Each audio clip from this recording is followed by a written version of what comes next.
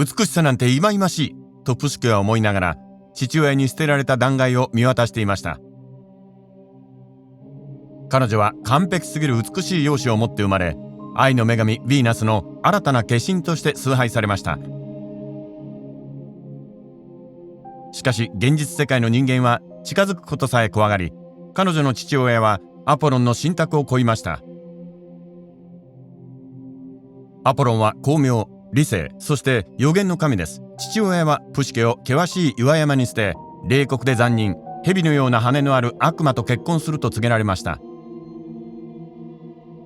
一人岩山にいたプシュケは、聖風神ゼファーが優しく彼女を空中に持ち上げるのを感じました。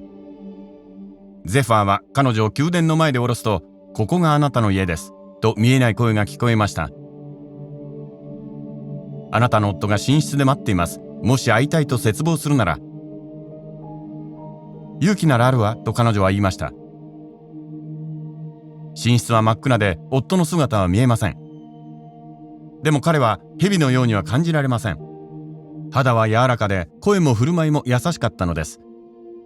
彼女は彼に何者なのか尋ねましたが、その質問には答えられないと言われました。彼女が彼を愛しているなら知る必要はないだろうと。彼の訪問は毎晩続きました。間もなくプシュケは身ごもりました。彼女は喜びましたが、葛藤もありました。見たこともない男性の子供を育てるなんて。ある晩プシュケは眠っている夫にオイルランプを持って近づきました。彼女が目にしたのはキューピッドでした。矢を射ることで神々や人間を愛欲の虜にする神です。プシュケはランプを取り落とし、キューピッドをやけどさせてしまいました。彼はずっとプシュケに恋をしていたのだと言いました。以前、嫉妬深い母親ヴィーナスに若い彼女を矢で射って困らせるよう頼まれた際、プシュケの美しさに心を奪われ、その矢で自分を傷つけたのでした。しかし彼は、神と人間が対等に愛し合えるとは信じていません。彼女が彼の真の姿を知った今、二人の幸福の希望は砕かれ、彼は飛び去ってしまいました。絶望に暮れたプシュケに、あの見えない声が再び聞こえ、彼女とキューピッドが対等に愛し合うことは可能だというのです。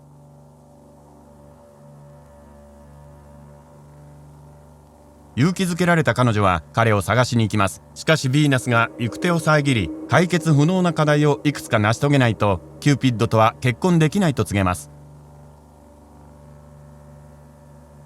最初の課題は一晩で膨大な数の種を仕分けることでした。希望を捨てそうになったその時、アリの群れが気の毒がって手伝ってくれました。最初の試練に成功したプシュケの次の課題は、黄金の羊の毛をヴィーナスに持っていくことでした。黄金の羊はさまよう者の内臓をえぐり出すと言われていましたが、川の神が彼女に茨に引っかかった羊毛の集め方を教えてくれ、成功しました。最後の課題は、黄泉の国に行って死の女神プロセルピナを説得し、ヴィーナスのために彼女の美の雫を箱に入れてもらってくることでした。またあの見えない声が現れ、プシュケを助けてくれました。黄泉の国の番犬ケルベロスへのお菓子と船頭カロンにシュトゥクス川を渡してもらうお金を持っていくよう教えてくれたのです。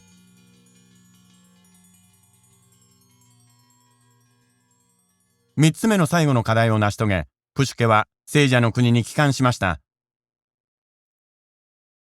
ヴィーナスの宮殿のすぐ外で少し自分に取っておこうと思ったプシュケは、プロセルピナの美の箱を開きました。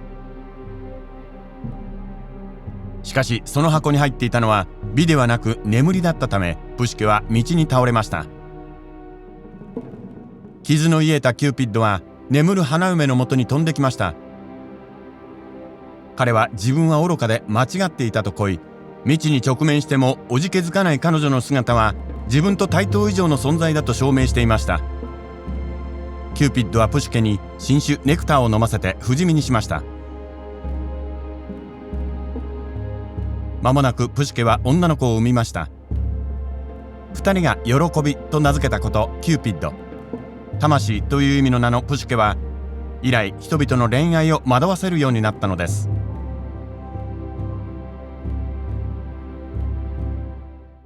テッド・エドは可能な限りたくさんの言語でたくさんの人々に無料で高度な教育を施しています。